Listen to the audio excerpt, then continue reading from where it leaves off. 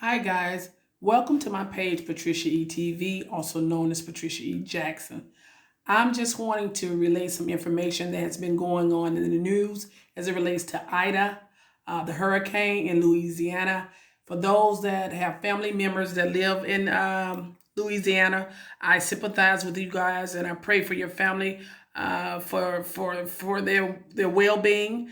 And guys, you got to hear about this because I know if you have been following the story, they have a major storm that's going on at this time. People has lost power, no running water, and it's just a lot of damages. And the hurricane has brought devastation to Louisiana. So, guys, I just want to share some of this news with you and tell me what you think about this video. If you like this video, click the like button and also subscribe and click the notification bell. So let's begin.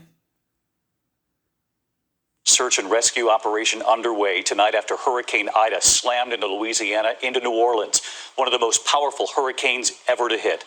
Hurricane Ida making landfall near Port Fourchon, Louisiana, as an extremely dangerous Category 4 storm, with winds 150 miles per hour and those reported wind gusts reaching 172 miles per hour. And then remaining a Category 4 storm for an astonishing 6 hours, tearing through southeast Louisiana, ripping parts of the city of Lockport to shreds.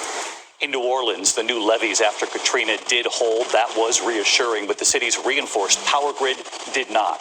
Tonight, more than 1 million customers across Louisiana are without power, and the utility now warning it could take weeks to restore.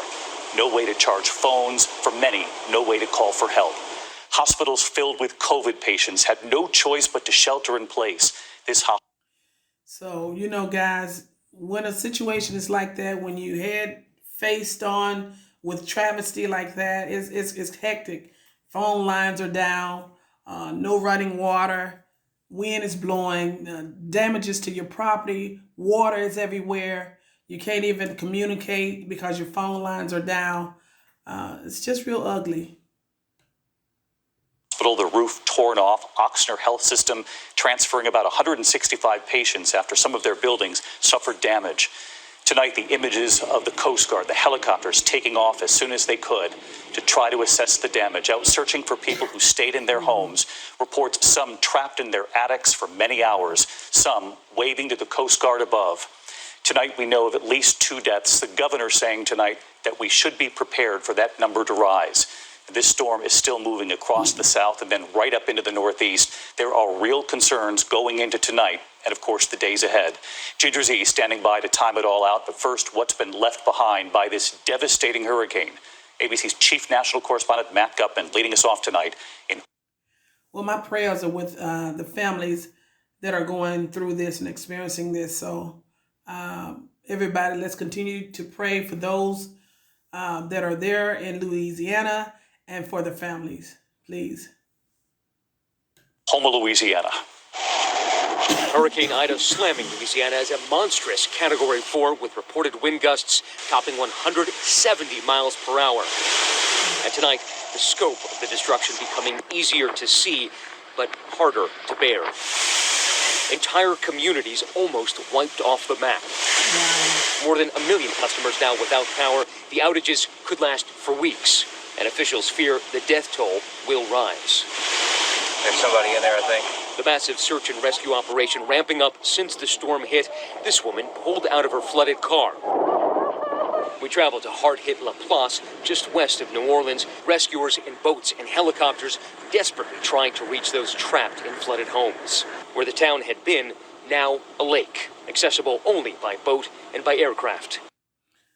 They're cold, it's wet, those people are afraid. And you know what? We may feel some effects from that, guys, that storm, because that tends to happen when we have storms in other locations.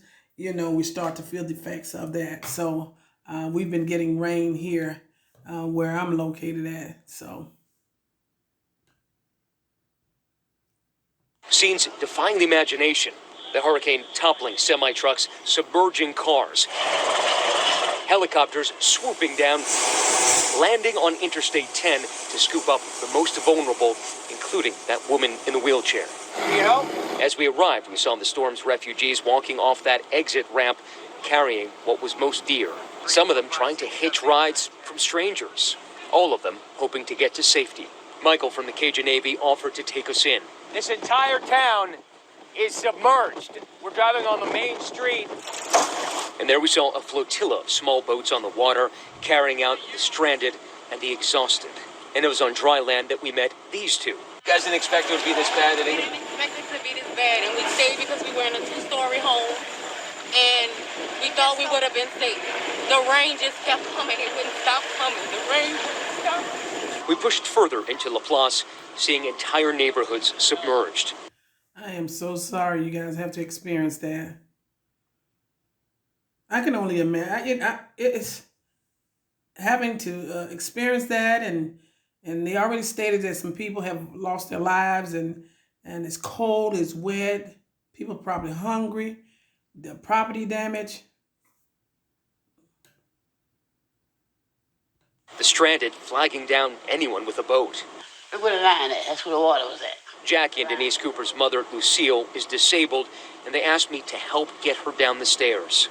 You guys gonna come back? No. Did you think at any point that you might not make it? Yeah? Michael had gone back to get help. He needed more boats. Sure enough, within half an hour, he was back.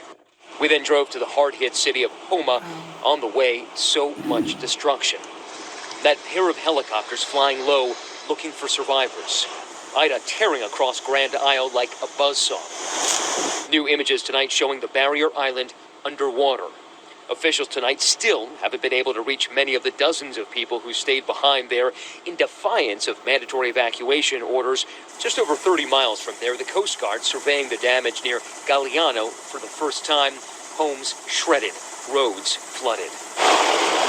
This chopper flying a patient to a hospital. At least one levee was overtopped. Guys, make you wonder, are we living in the last days? Is wars, famine, diseases, with the COVID, just seem like every time you turn around, it's always something tragic. It's happening or about to happen. Yeah. Sad, but it's true. Make you wonder. In Plaquemines Parish, south of the city, and reports of people trapped in their attics in Jefferson Parish.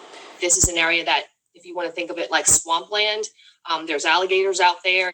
Our Ginger Z in nearby Jefferson Parish, just south of New Orleans. The town of Lafitte has one way in and one way out, and that one way is covered by water. They are protected up to 7 feet. Their levees were overtopped during the storm. Rescuers doing everything they can to reach survivors. From house to house, we're going past them, and if people want to be evacuated, we're putting them on the boats to get them out.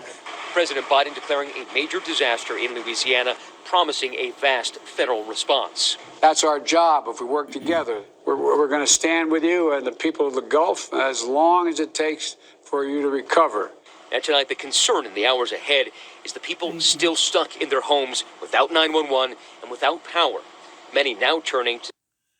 Thank you, Biden, for saying that, because that can be comforting for many people that are not actually there in Louisiana to hear that there's possible that you guys will come and help individuals that has experienced this devastation. Thank you so much. Yeah, guys, let's pray for those families because they're really going through it. Social media. Right now, we're checking on everybody that we can. Concerned families messaging Vincent Ocello over Facebook, asking him to check on their missing loved ones. And stranded residents reportedly giving a thumbs up to the Coast Guard, waiting to get out. And Matt Gutman, just extraordinary reporting all night long, all day long. He's with us from Houma. And Matt, more than 1 million customers, as we said, without power, and they said possibly for weeks. And I know there are reports many people are still stranded tonight. You're learning new information about the rescue operation underway? It is breathtaking in scale, that rescue operation. Already 5,000 National Guards here, more on the way. Virtually every local and state and federal agency sending personnel and vehicles. And of course, hundreds from the Cajun Navy with their high water vehicles and shallow draft boats. And perhaps what we saw in Laplace encapsulates everything. The Cajun Navy scooping people up from that high water, ferrying them to the interstate where Coast Guard and National Guard helicopters took them to safety. I'm told they're going to continue working until nightfall and then start right back up in the morning. Hundreds, David, have been rescued so far. We're thinking about everyone there in Louisiana tonight. Matt, thank you. Guys, again, my prayers go out to the families. And I didn't think about the alligators and the high waters and the possibilities of things floating around attacking people. Well, my prayers are with the family. Guys, if you like this video, this is a reaction video to the news. If you like this video, go ahead and click the like button, subscribe, and the notification bell. Just want to keep you guys up to date as to what's going on in Louisiana. So we will be following that closely as the days come up. So you guys take care. Talk to you later and be safe.